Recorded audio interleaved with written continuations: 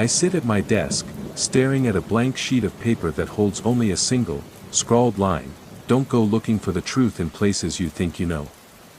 The clock on the cracked wall ticks with a rhythmic pulse, as if counting down the final seconds of my life. The room is drowning in deep, oppressive shadows, and the only window looks out onto a narrow alley where nothing exists but a crumbling stone wall. The air in the office is thick, stagnant, and saturated with the scent of old paper and coffee that went cold hours ago. I raise a hand to wipe my face, feeling a strange, creeping chill in my fingertips.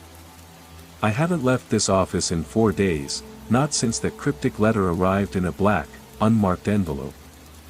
There were no leads, no fingerprints, not even a name to pin the accusation on. Just those words, haunting my waking hours and my restless sleep. I rise from my rickety wooden chair and move slowly toward a small table in the corner, where an antique radio sits, picking up static from unknown stations. I place a hand on the dial and begin to scan for a clear signal amidst the interference. Suddenly, the static cuts out, replaced by a low, hollow whisper, a voice that sounds as if it is rising from the depths of a bottomless well. I freeze, my ear pressed against the cold metal of the speaker. "Youssef, it's almost midnight." My body shudders, and I pull away from the device, but I realize the voice hasn't stopped. It has transformed into a familiar human tone, a timbre that carries the weight of memories I buried decades ago. I begin to wonder, have I finally lost my mind? Or has the past finally decided to knock on my door? I step out of the office and find myself in a dim hallway I don't remember entering, the walls lined with old photographs of moments I thought had been lost to oblivion.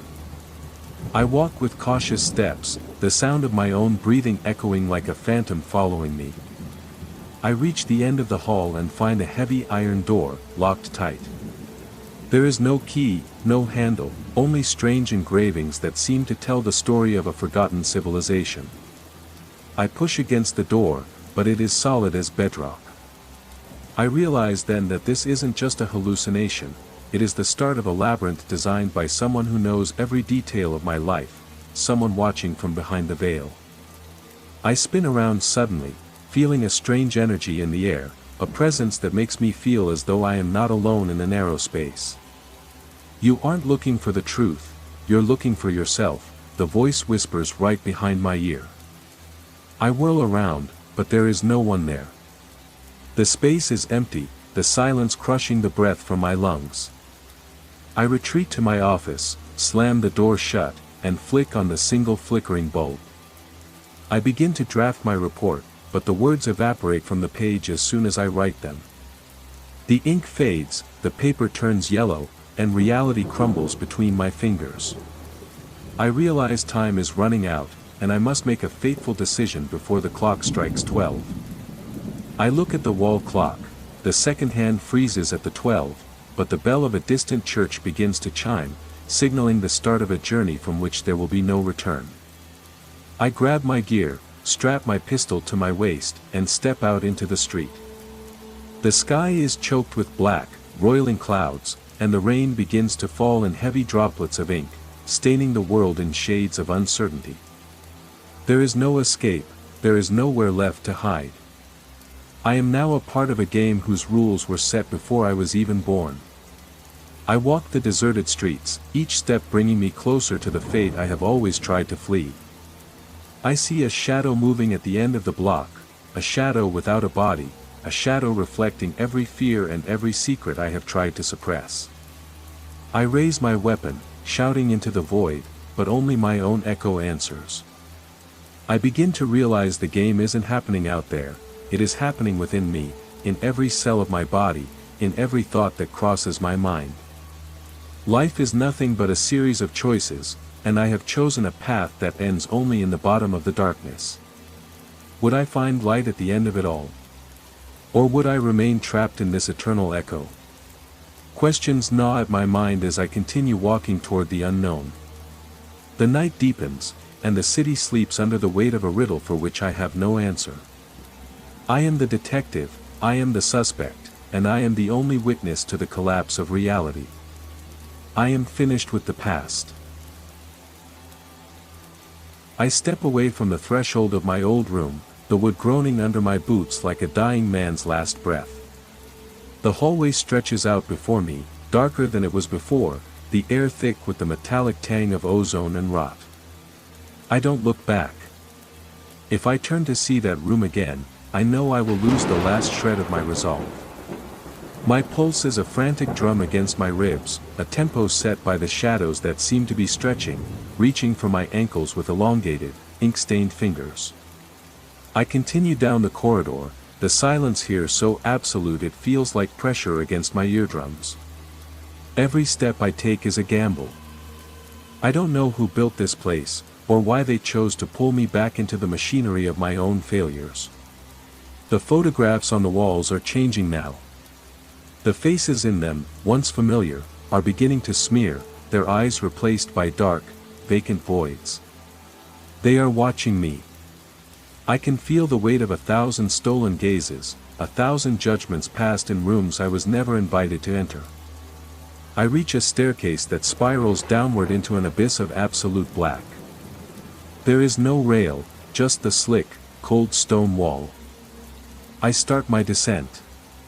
My hand brushes against the wall, and I find a series of markings carved into the rock, tally marks.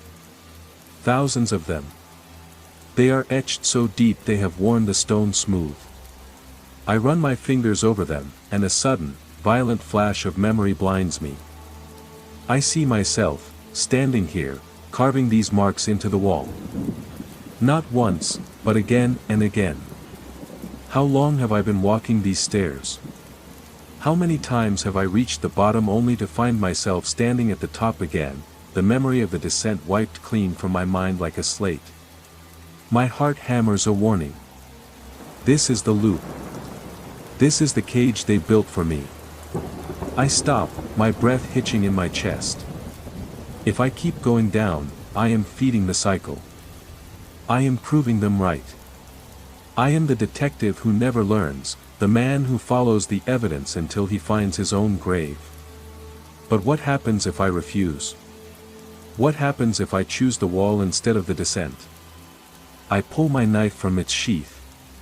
The cold steel feels like the only honest thing in this place. I dig the tip into the stone, right over the last tally mark. I carve a new symbol, a circle with a slash through it. A negation. A refusal. As I drag the blade, the stone screams. It isn't a sound of friction, it is a human shriek, high-pitched and jagged, echoing through the stairwell until it vibrates in my very teeth. The wall begins to bleed. A thick, dark fluid, not quite oil, not quite blood, seeps from the scratch I made, pooling around my feet. The stairs begin to tremble. The structure is failing because I broke the pattern. I look down into the pit, and for a split second, I see it. A flicker of light. A city, not of stone, but of glass and light, pulsing like a living heart far below. It isn't a dungeon. It's an engine. And I am the fuel. You're late, a voice echoes from the bottom of the pit. It isn't the whisper from the radio. It is my own voice, distorted, hollow, and utterly devoid of pity. I grip the knife tighter. My knuckles are white, my hands shaking not with fear, but with a cold, sharpening rage. I don't belong to them. I never did. I turn my back on the descent and begin to climb. If I can't go down, I will go up. I will find the source of this nightmare, even if I have to claw through the ceiling to reach it. The climb is grueling. Every step upward feels like moving through hardening concrete. The darkness above seems to push back, a physical weight trying to crush me into the steps. I don't care. I drag myself forward, my lungs burning, my muscles screaming for a mercy I refuse to grant them. I am not the detective anymore. I am the man who burns the map. I reach the top, gasping, and find a door. It is the same iron door from the hallway, but it is standing slightly ajar. A sliver of light cuts through the darkness, hitting my eyes like a blade. I push it open, ready for whatever hell awaits on the other side. The light pouring through the threshold is blinding, a harsh, clinical white that strips away the shadows of the stairwell. I stumble forward, my eyes struggling to adjust, and find myself standing in an expansive, vaulted space that defies all architectural logic.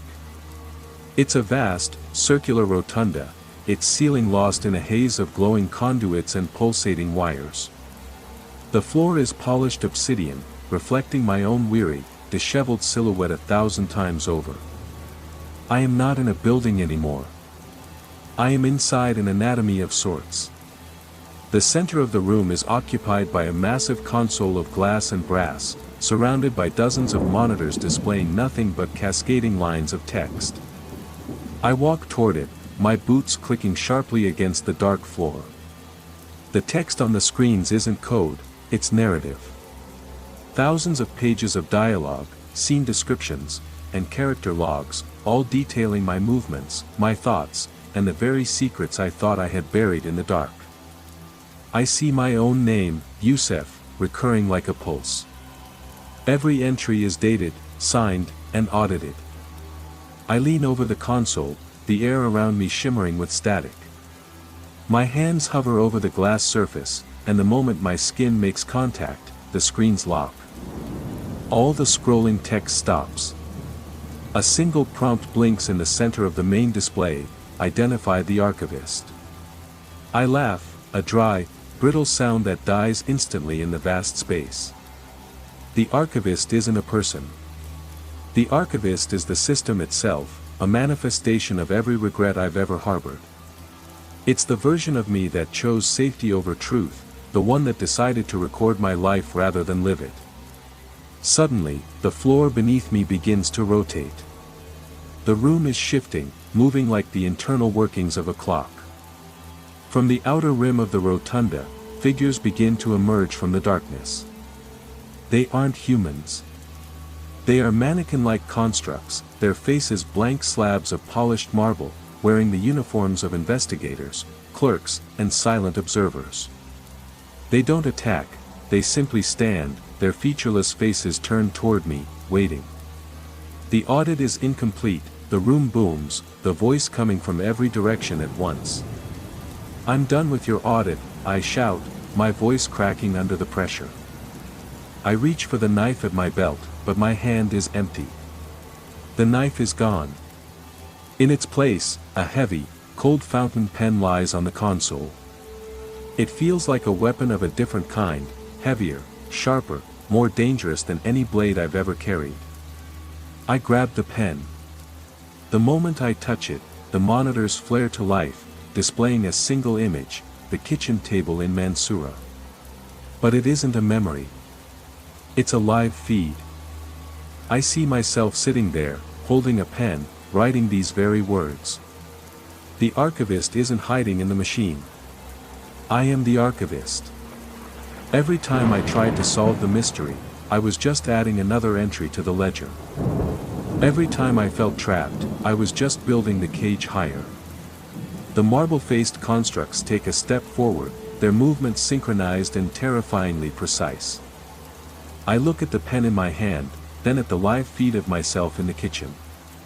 If I am the author of this prison, I am the only one who can write the exit.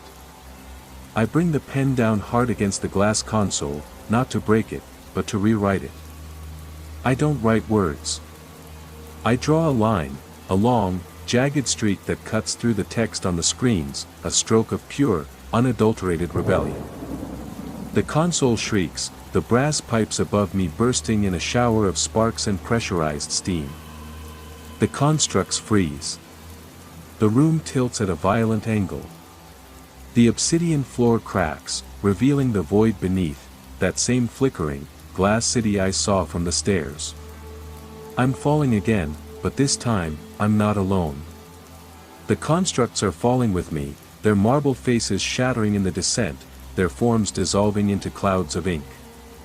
I grasp the pen, holding it like a lifeline, as the rotunda and the monitors and the endless, suffocating audit disappear into the roaring white noise of a collapsing story.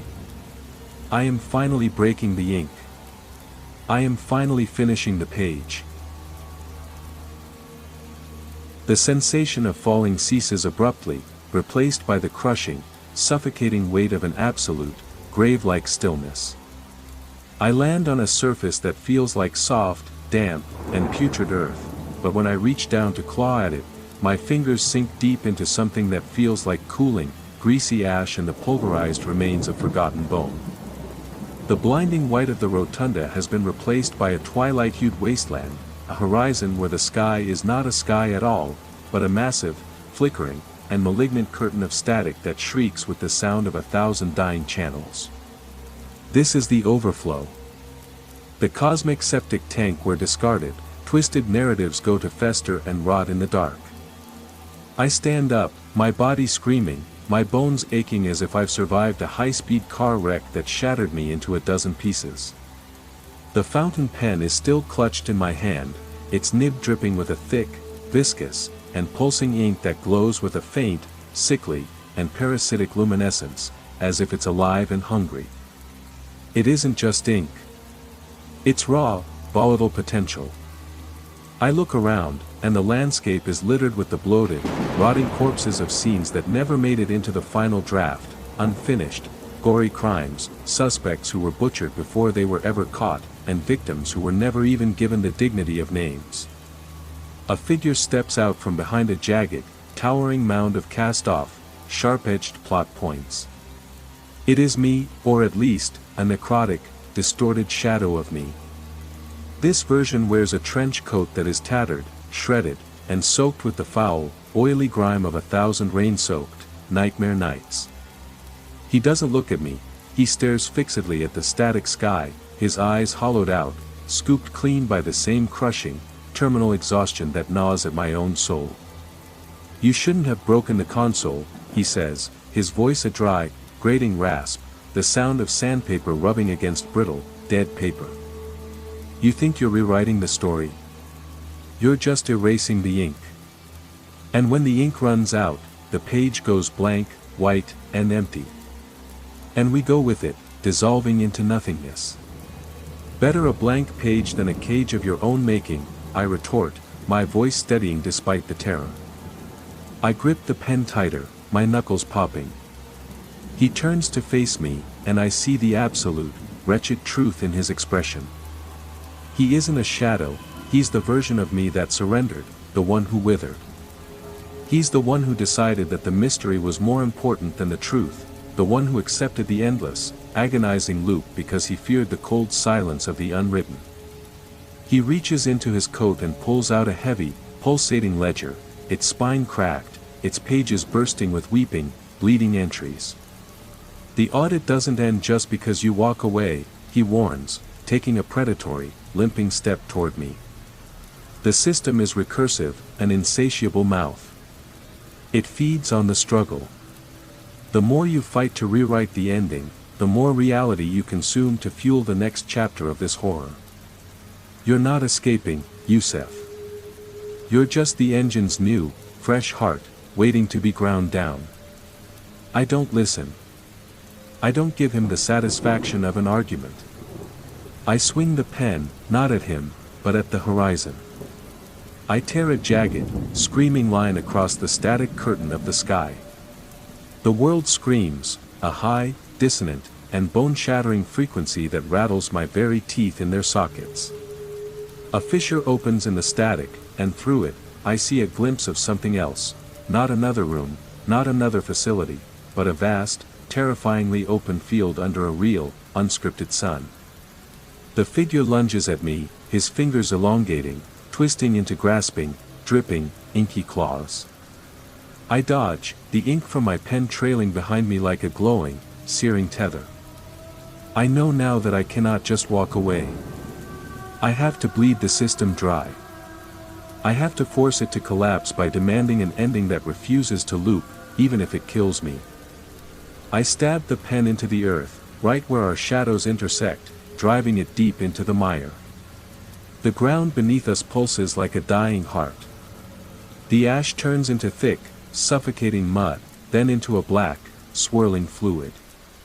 The figure before me freezes, his form dissolving into a spray of loose, meaningless, and frantic letters, characters that lose their meaning, their shape, and their soul as they hit the ground. He isn't dying, he's being violently unmade, stripped of his existence. I don't watch him go. I stare at the fissure I've torn in the sky, the static trying to knit itself shut. The ink is running low, the pen beginning to feel light, almost empty, as if it has consumed my own vitality. I have one more stroke left in me. Just one. I have to make it count. I take a deep, jagged breath, the air tasting of ozone, copper, and dead ends, and I raise the pen one final time. I am going to draw the door that shouldn't exist. I am going to write a way out of the narrative, carving my reality into the void. I press the nib of the pen against the very fabric of the sky, my hand steady despite the tremors racking my frame. The static curtain resists, feeling like taut canvas stretched over a void, but I don't hesitate. I draw the outline of a door, a simple, rectangular frame that feels like an intrusion of logic in this chaotic wasteland. As I close the final corner of the shape, the ink burns with an intense, violet heat. The static begins to peel back, not in shreds, but in heavy, liquid ribbons, revealing a threshold that pulses with the warm, golden light of a setting sun. I step through. The sensation is akin to walking through a waterfall of static electricity. My skin tingles, my lungs burn, and for a fleeting second, I am weightless, existing in the space between the words. Then, gravity claims me again. I stumble, hitting solid wood. I am in a library. But it is not a normal library. The shelves stretch up into an infinite gloom, and the air is thick with the scent of dust, leather, and decaying memories. There are no people here, only millions of books, their spines blank, waiting for a story that will never be told. I am not at the end. I am in the archive's basement, the place where all the failed drafts are stored. I stand up, my boots echoing against the floorboards. I look at the pen in my hand. It is dry, the nib snapped, the casing cracked. I have used up my exit. I am now deep in the belly of the beast, and I have no weapon left. I walk down the aisle, my fingers brushing against the leather-bound volumes. Each one feels cold, vibrating with the trapped consciousness of a version of me that failed to make it out. I can hear them, thousands of voices whispering from the pages, a chorus of misery and dead-end investigations. Don't bother, one voice murmurs. Asterisk, we've been here since the beginning. Asterisk. The ink never runs out, another adds, sharper and more desperate. Asterisk, it just recirculates. Asterisk. I ignore them. I search for a specific shelf, one I remember from a dream that felt too real to be a fabrication. I find it near the back of the room, tucked away behind a stack of water-damaged ledgers. It is a shelf of blank journals, identical to the ones I saw in the rotunda. I pull one out and open it. It is empty, but the paper isn't blank. It is waiting. I realize then why the pen broke. The system doesn't want me to rewrite the story, it wants me to become the storyteller. It wants me to fill these pages with my own failures so that the archive can continue its eternal audit. I walk to the center of the aisle and drop the broken pen. I don't need it. I pick up a discarded quill from a nearby desk, its tip stained with a darker, more natural ink. I don't write about cases. I don't write about investigations or suspects or the mystery of the spire. I start writing about the feeling of the sun on my face. I write about the smell of rain on hot pavement in a city that has a name. I write about the taste of water that isn't from a storage unit. I am not writing a story. I am writing a life. As the words hit the page, the library begins to moan. The shelves groan as the books start to heat up, their covers smoking. The archive hates honesty. It hates the mundane, the real, the unquantifiable human experience. It wants tragedy, it wants suspense, it wants the cycle. I write faster, my hand aching, the ink flowing like a river of defiance. I am describing my childhood, the sound of the evening prayer calling over the rooftops, the feeling of a heavy coat on a winter night. With every sentence, a shelf collapses. With every paragraph, a row of books dissolves into dust. I am burning the library down, not with fire, but with truth. The darkness above the shelves begins to crack, and for the first time, I see a real ceiling, not a screen, not a projection, but wooden beams and plaster. I am getting closer to the surface. I am hacking through the narrative, tearing the story apart until there is nothing left but the raw, unpolished ground of reality. I reach the end of the journal. The final page is filled, the last line trailing off into the wood of the desk. I look up. The library is gone. I am standing in a narrow, dimly lit hallway, the smell of dust and old paper still clinging to my clothes. I hear a door handle turning. Someone is coming. I don't hide. I don't reach for a weapon.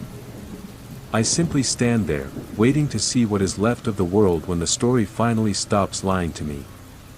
The door swings open, revealing a face I haven't seen in years. It is my own, but it is old, tired, and finally, mercifully, free of the archive's grip. He looks at me, smiles, and walks past me, disappearing into the shadows of the hallway. He didn't need to say a word. I am him. I am the one who made it out. And now, I have to find a way to live in the silence. I walk down the corridor, my footsteps sounding strange against the floorboards, too light, too hollow. The hallway feels like a transitional space, a bridge between the nightmare I survived and the reality I am trying to reclaim. The man who passed me, the older version of myself, left behind a scent of ozone and something sweet, like dying flowers. I don't look back. I know that if I stop to question his existence, the hallway will dissolve, and I will be back in the rotunda, staring at the screens. I reach the end of the hall, where a single, unassuming wooden door stands. No iron, no engravings, no traps. It looks like the door to a quiet apartment. I reach for the handle, my hand trembling slightly. Is this the real world? Or is it just another layer of the archive, a more convincing simulation designed to make me let my guard down? I turn the handle and push. The room beyond is flooded with the soft, amber glow of an afternoon sun.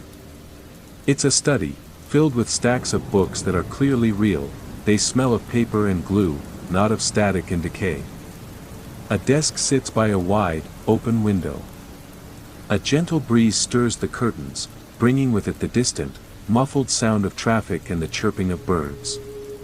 It is a symphony of the mundane. I walk to the desk and see a note lying there. The handwriting is mine. It is steady, clear, and devoid of the frantic energy that marked the previous entries. It simply says, "You are home. Don't look for the exit. Just exist." I sit in the chair. It is comfortable, worn in all the right places, as if I have sat here every day for the last 30 years. I feel the weight of the years pressing down on my shoulders, not the weight of the loop, but the natural, heavy, beautiful weight of a life truly lived. I look at my hands. The scars from the knife, the calluses from the pens, the ink stains, they are fading. They are becoming the hands of a man who has nothing to investigate. For the first time in an eternity, the silence doesn't feel like a threat. It feels like a canvas. I look out the window. Down in the street, people are walking. A woman is pushing a stroller. A dog is chasing its tail in a small park across the way. I watch them, a sense of profound wonder washing over me. They are just living. They aren't being audited. They aren't characters in a narrative being written by a machine. They are free. And so am I. I spend the next few hours just watching. I don't move. I don't search for clues. I don't look for the boss. I simply breathe, the rhythm of my lungs slow and steady, syncing with the pace of the world outside. My heart, which had been hammering against my ribs for 6 chapters, finally finds a calm, resting beat. But as the sun begins to set, casting long, bruised shadows across the study, I feel a prickle of unease. It is too perfect. The silence is too consistent. I stand up and walk to the bookshelf. I pull out a random volume, a history of a country that doesn't exist. I pull out another, a collection of poetry written in a language that feels like static translated into prose. The realization hits me like a physical blow to the stomach. This isn't reality. It is the archive's most sophisticated trap yet, the trap of contentment. It wants me to be so happy, so peaceful, so satisfied with this home that I never try to leave it. It wants me to stop searching, stop questioning, and eventually, stop existing. It wants to turn me into a ghost that haunts its own perfect study, forever watching the world but never participating in it. The peace I felt is replaced by a cold, sharp, familiar anger. I have been fooled again. This isn't an exit, it is a waiting room. I look back at the desk. The note has changed. The handwriting is still mine, but the message is different. Why would you ever want to leave? I pick up a heavy paperweight from the desk and throw it through the window. The glass shatters, not with the sound of breaking reality, but with the crisp, sharp sound of actual glass. The shards fall to the street below, and I hear them hit the pavement. I don't look at the window. I look at the study. I start to tear it apart. I knock over the books, I rip the curtains, I smash the desk. I am not going to be a ghost in a gilded cage. I am going to find the walls of this room, and I am going to break them, even if I have to claw my way out of this perfection. The walls begin to flicker. The amber sunlight turns into a harsh, digital glare. The archive is annoyed. Good. I am the detective who has finally found the one clue that matters. Nothing in this place is real, and the only way out is through the destruction of everything I've been taught to love. I start to laugh, a genuine, manic sound that fills the room. Let it fall. I am ready for whatever is beneath the floorboards. The study screams as it dies. The floorboards under my feet lose their integrity, turning into soft, gray sludge that clings to my boots like industrial adhesive. The amber sunlight, which only moments ago felt like a warm embrace, now burns my skin with the ultraviolet intensity of a welding torch.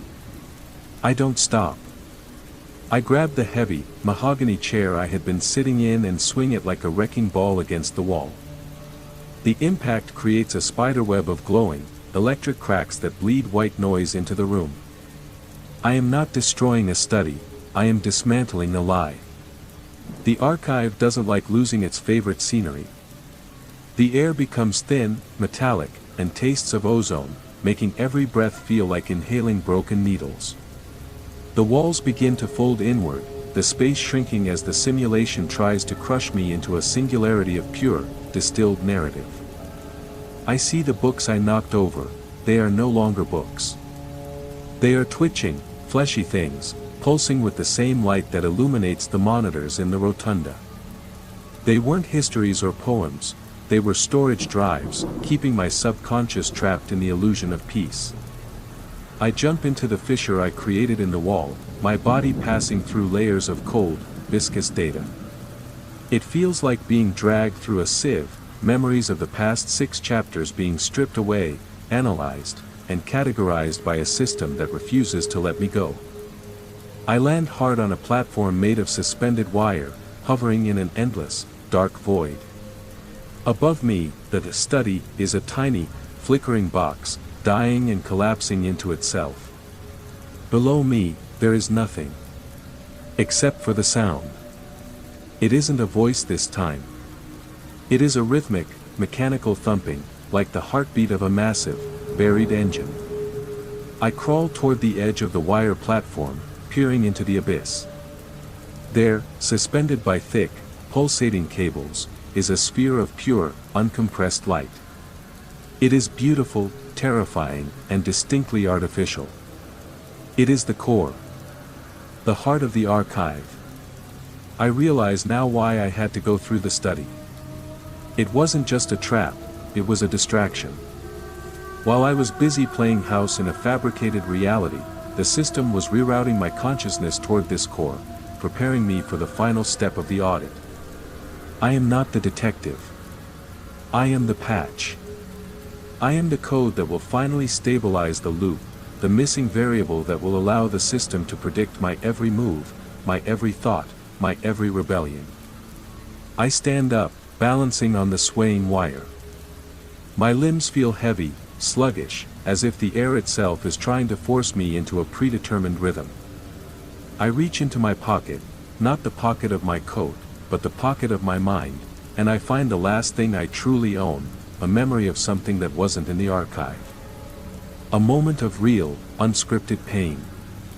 The day I realized I was alone, truly and utterly alone, in a world that didn't care if I existed. It is the only thing the system can't predict because it is the only thing I have never shared. I focus on that pain, letting it anchor me to my own identity. I start to walk toward the core, ignoring the way the platform twists and dips. Every step is an act of sheer will. The archive begins to whisper, not in my ears, but in my thoughts, offering me everything, the truth about the cases I never solved, the locations of the people I've lost, the power to rewrite my own history. It promises me that if I just touch the core, I will become the author. I will be the one holding the pen. I don't want to hold the pen. I want to break the paper. I reach the edge of the platform, the light from the core washing over me, bleaching the color from my clothes, making my skin look translucent. I see my own reflection in the surface of the sphere. I don't look like a detective. I look like a man who has been hollowed out by 1,000 lies, standing before the truth. I raise my hand, my fingers inches from the surface. The sphere vibrates, humming a note that sounds like a prayer and a death knell combined. I don't touch it with my hand. I pull out the jagged shard of glass I had hidden in my sleeve, a piece of the window I broke in the study. I didn't just throw the chair, I grabbed a weapon. I am the detective, after all. And I have never gone to a crime scene without a way to gather evidence. I drive the glass into the sphere. The reaction is instantaneous. A shockwave of pure, unfiltered reality rips through the void, shattering the platform, tearing the cables, and turning the archive's darkness into a blinding, deafening explosion of white, gold, and crimson. The sound is the scream of 1 billion deleted files. I am thrown backward, tumbling through the chaos, watching as the core implodes, folding into a tiny, black point of infinite density. The narrative is collapsing. The system is crashing. I am falling into the white space between the lines, and for the first time, I don't know what comes next. I am finally, terrifyingly, blank. The silence that follows the implosion of the core is not peaceful, it is heavy, thick, and suffocating. I am drifting in a void that has no texture, no gravity, and no light. I have no concept of where my body ends and the emptiness begins. The narrative has been stripped away, layer by layer, until I am nothing more than a flickering point of awareness suspended in a dead system. I am the wreckage of a life, the debris of a story that finally, irrevocably, broke its own spine. I reach out, but my hand passes through my chest as if I am made of smoke. There is no pain here, just a profound, echoing sense of loss. I have succeeded in destroying the archive, but in doing so, I have erased the context of my own existence. I don't remember the name of the city I was supposed to be protecting. I don't remember the faces of the victims I was chasing through the rain. I am a detective with no case, a man with no history, a ghost in the machine of my own making. Slowly, patterns begin to emerge from the void. Not words, not files, not monitors. Shapes. Geometric, cold, and indifferent. I see massive pillars of basalt rising from the darkness, stretching into an infinite, starless sky. They are the foundation of the world that exists outside the loop, a world that was never designed for me, a world that doesn't know I am here. I am an intruder in a reality that never asked for a narrator. I start to move, though I don't know how. I simply shift my intent, and the space yields to me. I drift toward the pillars. They are inscribed with names, not mine, but millions of others. This isn't the archive, it is the cemetery of the unwritten. These are the lives that never happened, the paths that were never walked, the possibilities that were abandoned by the system to keep the narrative streamlined. I find my own pillar. It is smaller than the others, half finished, the chisel marks left midway as if the builder were suddenly called away. I touch the stone, and the memories rush back in a violent, unbuffered torrent. I remember the smell of the market in Mansoura. I remember the heat of the sun on the limestone buildings. I remember the sound of my mother's voice, a soft, humming melody that I had buried under layers of professional detachment and procedural logic. The memories are not static, they are volatile. They burn. I realize that I am not just observing these ghosts, I am absorbing them. The archive didn't just contain my failures, it contained the parts of me that I was too afraid to acknowledge. The sadness I denied, the ambition I stifled, the anger I suppressed to maintain the detective persona. The system fed on them, and now that it is dead, they are flowing back into me, trying to reconstruct a soul from the jagged shards of a repressed life. I collapse at the base of the pillar, my physical form starting to coalesce. I am becoming solid again, but it is a painful, grinding process. My bones knit together with a sound like shifting gravel, my skin stretches over my frame, cold and tight.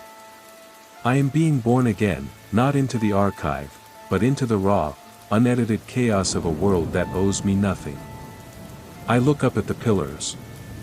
They are beginning to glow. The names are not fading, they are awakening. I am not the only one who has broken the loop. By destroying the core, I didn't just free myself, I tore the seal off the cemetery. The unwritten are stirring. Thousands of versions of me, thousands of possibilities, are beginning to manifest in the dark, a silent army of ghosts who have been waiting for the narrative to fail. We are no longer detective and suspect. We are the architects of the aftermath. I stand up, my legs trembling but firm. I look at my hands. They are stained with the dark, glowing residue of the archive's ink, a permanent mark of the work I had to do to get here. I turn to the darkness, and for the first time, I do not look for an exit. I look for the others. The silence is no longer an empty expanse, it is a promise. I start to walk, and with every step, the pillars grow louder, a chorus of voices rising from the stone, singing a song that has no title, no genre, and no end. I am the detective, and I have finally found the truth. We were never meant to be solved. We were meant to be lived. And now, the true work begins, in the dark, where no one is watching, and the story is finally, mercifully, ours to write. I move forward, into the waiting shadows of the unknown, ready to face the consequences of a life without an author. The void doesn't push back anymore, it welcomes me. I am finally awake. The shadows of the cemetery of the unwritten aren't just empty space, they are vibrant, pulsating membranes of discarded time. As I move deeper into this expanse, the presence of the other me's becomes overwhelming. They aren't clones. Each one is a deviation, a version of me who chose the law but lacked the obsession, or a version who walked away from the badge to disappear into the desert, or even one who never left the university.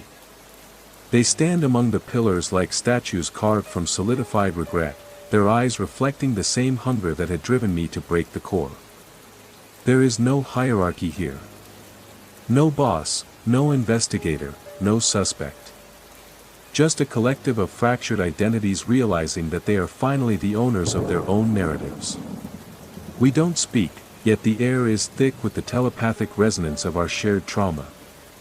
We are a hive mind of what-ifs, and for the first time, we are all looking in the same direction, forward. I find a space near the center of the cemetery where the pillars form a natural amphitheater. I sit on the cool, damp ground, feeling the transition from the archive's clinical sterility to this organic, raw darkness. The residue of ink on my hands begins to evaporate, rising into the air like black mist. It's leaving me. The system is finally losing its grip on my physiology. One of the other Yusefs approaches. He is dressed in a simple cotton shirt, his face unburdened by the cynicism I have worn for years. He doesn't look like a detective. He looks like a man who has held a book and read it, rather than one who has tried to solve the ink. He sits across from me, and the air around us clears. "You destroyed the engine," he says. His voice is calm, devoid of the glitching, synthesized tone that haunted the rotunda. "I did," I answer, my own voice sounding foreign, stripped of the practiced, gravelly cadence of the interrogator. "But the story is still out there, isn't it? The archive is dead, but the world it projected still exists. What happens to the people trapped in the simulation?" He nods, looking up at the starless, infinite sky. "They keep living. They don't know they are in a loop, and they don't know the engine is gone. They will continue to act out the scripts until the ink dries up naturally. We aren't their saviors. We are just the ones who stepped off the tracks." The realization is sobering. I didn't burn down the world, I just walked out of the theater while the movie kept playing. I feel a pang of guilt, a lingering echo of the detective who cared about justice, but I push it down. Justice was the carrot the archive dangled to keep me running. I am done chasing ghosts. "So, what now?" I ask. "We build," he replies. He points to the ground. Where his fingers touch the stone, the basalt begins to glow with a soft, amber warmth. The cemetery is responding to our presence, not as prisoners, but as occupants. The pillars begin to rearrange themselves, shifting like heavy, tectonic plates, opening pathways that weren't there before. The darkness is receding, replaced by the faint, shimmering outlines of a landscape that is being born from our collective imagination. It is a city, but not like the glass monstrosity of the rotunda. It is a city of stone, wood, and shadow, a place where time doesn't run in circles. It is a place for the unwritten. I stand up, my resolve hardening. I don't need the archive's definitions. I don't need its logic. I have spent my entire life trying to solve my existence, treating my days like a case file to be closed, filed, and forgotten. I realize now that life isn't a case. It's a craft. I walk toward the emerging city, the ground vibrating with the rhythmic thump of a heart that belongs to no one but us. My brothers, those countless iterations of myself, follow. We are a silent procession, a legion of ghosts reclaiming their right to be ordinary. As we enter the gates of the new city, I look back one last time at the cemetery. The pillars are gone. In their place is a garden, wild and overgrown, where the flowers have no names and the shadows are just where the light happens to be resting. I take a deep breath. The air is cold, sharp, and entirely real. I am not a detective. I am not an auditor. I am simply Yusef, and for the first time in my existence, I have no idea what happens in the next chapter. That, I decide, is the greatest thrill of all. I step into the city, leaving the ghost of my past behind, and start to build. The city we build does not obey the laws of physics, nor the mandates of the script. It is an architecture of intent, constructed from the debris of our discarded potential. I watch as the others, my myriad selves, shape the stone with nothing more than the force of their memories. One version of me, who in another life might have been an architect, draws the plans in the air with a finger, and the bricks simply arrange themselves to follow the lines. It is intoxicating, this power of creation, yet it is stripped of the arrogance I once carried. We are building a sanctuary, not an empire. I claim a plot of land near the city's edge, where the structures are still skeletal, exposed to the raw, unscripted void that borders our new existence. My house is small, constructed from the gray basalt of the cemetery's pillars. It is humble, quiet, and profoundly empty. There are no cameras here, no hidden microphones, and no unseen boss watching from behind a wall of code. I sit on the porch and watch the horizon. The void is not terrifying anymore, it is the ultimate freedom, a blank space where the narrative has no foothold. Days, or what I perceive as days, pass in a blur of simple, manual labor. I lay the floorboards myself, feeling the rough grain of the wood under my palms. I haul water from a well that appeared out of the mist, its depth seemingly infinite. It is exhausting work, but it is the first time in my existence that my labor has led to anything other than a dead end. I am not documenting a crime, I am creating a shelter. A visitor comes to my gate on the 10th day. It is the version of me who chose the university, the one who never saw a crime scene or held a weapon. He carries a crate of fresh fruit, bright, red apples that smell so intensely of life it makes my throat tighten. He places the crate on the steps and sits beside me without a word. We watch the city glow with the soft, bioluminescent light of our collective peace. "Do you miss it?" he asks, his voice soft, lacking the jagged edge of my own. The chaos of the old world. The feeling of having an answer. I look at the apple in my hand. It is perfectly imperfect, with a small bruise on one side. I miss the certainty, I admit. Even when I was terrified, even when the archive was tearing me apart, there was a script. There was a reason for my suffering. Now, there is only me. And the truth is, I'm not sure who that is yet. "That's the point, Yusef," he says, picking up an apple and turning it over in his hands. "The archive didn't just steal your time, it stole your right to be a question. You were always trying to solve yourself. But you were never a riddle to be cracked. You were a story being lived. You're finally allowed to be unfinished." I look at the city. It is growing, spiraling into the sky in a beautiful, chaotic tangle of towers and gardens. It is a messy, unoptimized masterpiece. We are filling it with things that make no sense, and that is our defiance. We are painting with colors that don't exist in the archive spectrum. We are singing songs that have no lyrics. I take a bite of the apple. It tastes like earth, sunlight, and time. It tastes like nothing I ever experienced in the office. What happens if they come back? I ask, gesturing toward the horizon. The archive was a system, but it was just a piece of a larger machine. What if the machine doesn't like that we stopped being parts? He smiles, a slow, patient expression that reaches his eyes. Let them come.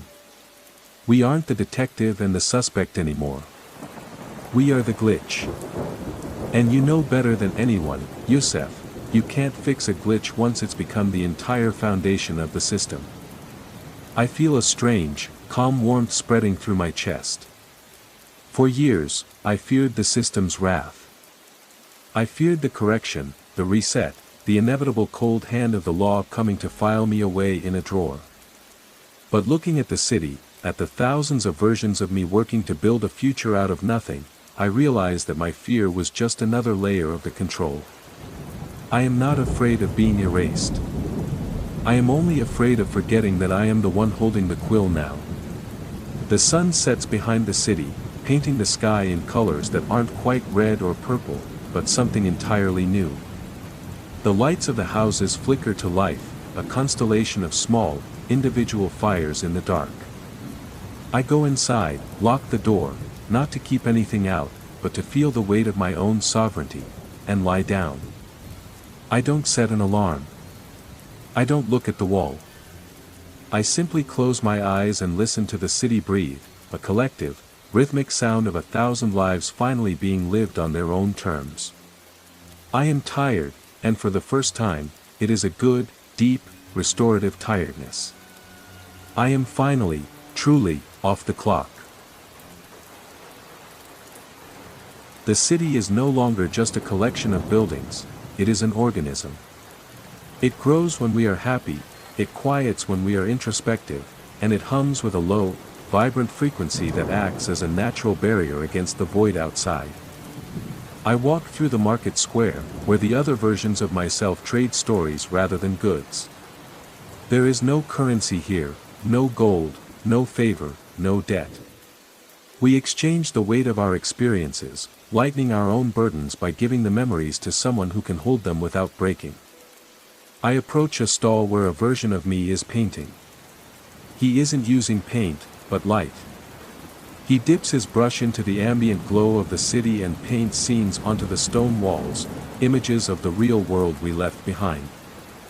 He paints the bustling streets of Mansoura, the way the light hits the Nile at dusk, the smell of street food, the chaotic beauty of a world that didn't know it was being audited. People gather to watch, not to analyze, but to remember. I stand among them, feeling the ache of nostalgia, but it is a sharp, clean ache. It doesn't drag me down. It reminds me that I once had a place in a world of breath and blood. "You're quiet today, Yusef," a voice says from behind me. It is the architect, the one who planned the first foundations. He walks with a limp, a remnant of a version of us who fell during the construction. "I'm thinking about the end," I say. "Not the end of the archive, but the end of this. We've built a paradise, but it's an island. What about the rest of them? The ones who are still trapped in the scripts, still playing the roles the system assigned to them? Do we just leave them to rot?" He leans against a pillar, watching the light painter. "We can't save everyone, and we can't burn down a world we don't fully understand. If we force them to wake up, we might destroy their reality before they are ready to live in the truth. All we can do is keep the door open. We build this city as a beacon. Eventually, the cracks in the archive will grow, and they will find us." His words settle into my marrow. We are the survivors, the ones who had the strength to break the loop. Our responsibility isn't to force the truth on the world, but to provide an alternative for those who are brave enough to seek it. I realized that my quest for justice wasn't wrong, it was just pointed in the wrong direction. I was trying to find justice within the system, when true justice is the ability to walk away from it entirely. I leave the market and head toward the outskirts, where the city ends and the void begins. I have taken it upon myself to act as the guardian of the threshold. I sit on a high ledge, watching the horizon, waiting for the first sign that someone else has found the exit. The void is still dark, but lately, I've seen flickers, not static, but people. Lost souls, confused wanderers, people who have started to see the strings attached to their own limbs. I don't call out to them. I just light a fire, a simple, warm hearth fire that cuts through the darkness. It is an invitation, a silent promise that there is a place for the unwritten. As I sit there, I think about the life I left behind. I remember the office, the radio, the cold coffee, the terrifying sense of being a pawn in a game I didn't understand. I don't regret it. That man, the detective, was the cocoon. He had to be consumed, he had to break under the pressure, so that I could emerge. I am the result of his failure, the harvest of his grief. I owe him everything. I hear a sound, the distinct, metallic click of boots on stone. I don't turn around. I keep my eyes on the fire. Is this the place? A voice asks. It is hesitant, brittle, filled with the exhaustion of a long journey through the static. I turn. A man stands there, his clothes tattered, his eyes wide with a mix of terror and wonder. He looks like I did when I first crawled out of the rotunda. He is scared, he is lost, and he is finally, truly awake. I stand up and gesture toward the warmth of the fire. It is, I say. Come in. The story stops here. And the living begins. He approaches, shaking, and sits by the fire. I see the flicker of recognition in his eyes, the realization that he is safe, that he is real, and that he is home. I sit back down, pick up a small, smooth piece of wood, and begin to carve. I am not carving a code, or a map, or a case file. I am carving a bird. It is simple, unpolished, and entirely mine. The city behind us hums, a testament to our survival, and for the first time, I look at the future not as a page to be filled, but as an open field, waiting for the sun to rise. I am ready for the dawn. The city is now a sprawling monument to the unscripted. From my perch at the threshold, I can see the towers pulsing with the collective rhythm of 1,000 lives that refuse to be categorized. There is no central authority, no master file, and no audit. Just the quiet, persistent hum of people discovering the texture of their own existence.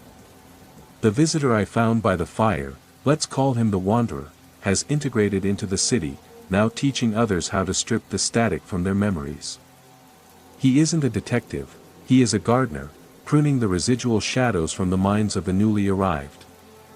I walk down into the heart of the city, my pace slow and deliberate. I don't need to rush. Time here behaves like a river that bends to our will, pooling in the moments where we find joy and rushing through the ones that no longer serve us. I find my old self, the architect, standing before a fountain that flows not with water, but with liquid starlight. He is staring at the patterns it makes, his face reflecting a contentment that I once thought was a delusion of the archive. The beacon is working, he says, not turning around. 3 more arrived from the static this morning. They were carrying the scripts for cases that were never solved. We're helping them burn the papers. Good, I reply. Let them be unburdened. I walk past him toward the center of the plaza, where we have placed the broken fountain pen I brought from the rotunda. It is encased in a block of clear, unbreakable resin, standing as a memorial, not to the pain, but to the moment the ink stopped dictating our lives. It is the tombstone of my past self. I stand before it and realize that I no longer feel the urge to check the time, to look for a clock, or to worry about the strike of midnight. Midnight was a threat only when you were a prisoner of the cycle. In the city of the unwritten, time is just a companion, not a jailer. As the sun begins its slow descent toward the horizon, a sun that we sculpted from our own shared hope, the city begins to sing. It isn't a human song, it is a resonance of stone, wood, and life. It is the sound of thousands of hearts beating in defiance of the narrative. I join the chorus, my voice joining the others, not to narrate, but to exist. I realize that my journey has come to a full circle. I started as a man in an office, terrified of a void I couldn't understand, hunting for truths that were never meant to be found. I end as a man in a city of his own making, embracing the mystery of not knowing what happens next. The detective is dead, buried under the weight of his own final report. Yusef remains, not as a character, but as a man. I head back to my house at the edge of the world. The door is waiting, unlatched. I step inside and light a candle, the small flame flickering against the encroaching twilight. I pick up a clean, blank journal, one that I made from the fibers of the city's trees. I don't write. I just hold the pen, feeling the weight of the potential in my grip. I know that if I write anything, it will become real. And for now, the most real thing I can do is to leave the page blank. I walk to the window and look out at the stars. They are not the cold, indifferent points of light I once observed from the archive's rotunda. They are vibrant, shifting, and full of the chaos of the unwritten. Somewhere out there, the archive might be trying to rebuild itself. It might be looking for a new detective, a new script, a new victim to play the game. But it will not find me. I have moved beyond the reach of the machine. I am the silence between the sentences, the space where the story refuses to settle. I lie down and close my eyes, listening to the city breathe. My heart slows, mirroring the cadence of the world I helped build. I am not waiting for the next chapter. I am not afraid of the ending. I am finally, irrevocably, living the gap. I am the witness to my own life, and that is more than enough. The darkness outside the window softens, the stars seem to lean in close, and I drift into a sleep that has no dreams, no audits, and no masks. I am home. And tomorrow, I will wake up and do it all again, not because the script says so, but because I choose to breathe.